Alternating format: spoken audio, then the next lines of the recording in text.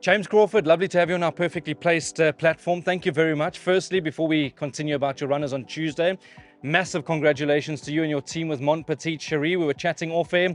Obviously an exciting filly and one to follow for the punters with the KZN season very much alive now. No, very much alive, Brandon. We've always thought a lot of her as a filly. She's, she never disgraced herself here. Fillies Guineas, there was a little bit of a mucus that she had, which just set her back a touch. But I think her last run in Cape Town and this run, I kept her a little bit underdone just so she could come on further during the season. And for her to go out and win, I think just goes to show the class of her ability. And I think we still got a lot of fun with her to have this season. So. Yeah, I think it's onwards and upwards from here, and I think Ridgemont and the Heifers are going to have some fun. Well, we can see you got a pep in your step, James. We're going to follow you now for Tuesday, where I think you've got some competitive runners. Let's start in race 2, where you got Signal Dante. I believe that's how we say it. He's a horse that obviously we need to follow closely. I mean, I've looked at the field closely. Had the one run over 1,200 meters. I'm sure he's made the necessary improvements. He's very much alive at a decent price. No, he is, Brandon. We think he's a nice little horse. He's obviously got a bit to do. He's still got a bit of improvement, but he's come along nicely from that run. He's doing things well at home. His work's improved, and I definitely think he could be up in your places, or maybe even flash up in the winner's box on Tuesday.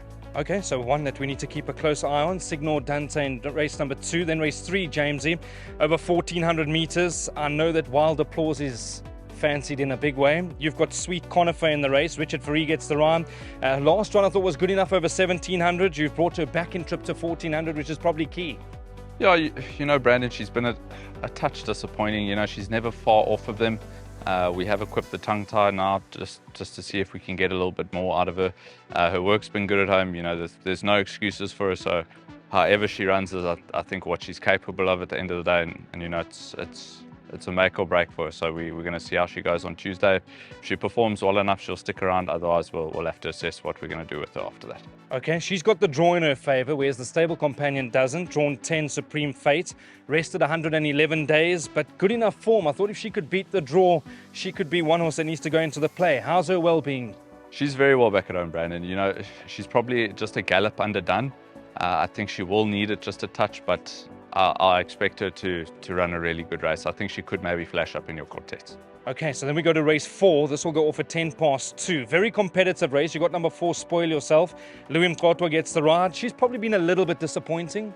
Yeah, Brandon, we actually thought quite a lot of this filly early on in her career. She showed us some really stellar work back at home.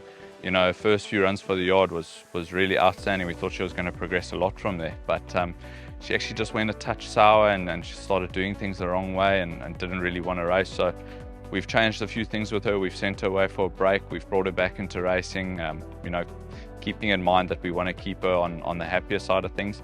I think her last run was a very gutsy effort over a trip far short of her best. I think she's come along from that last run. I still probably say she's maybe just about one off, but I definitely also think if she brings everything through on Tuesday, she could definitely flash up also into your quartets or your places. Great. Then you've got number 10, Elegant Noble in the race as well. Well documented, needed his last run badly.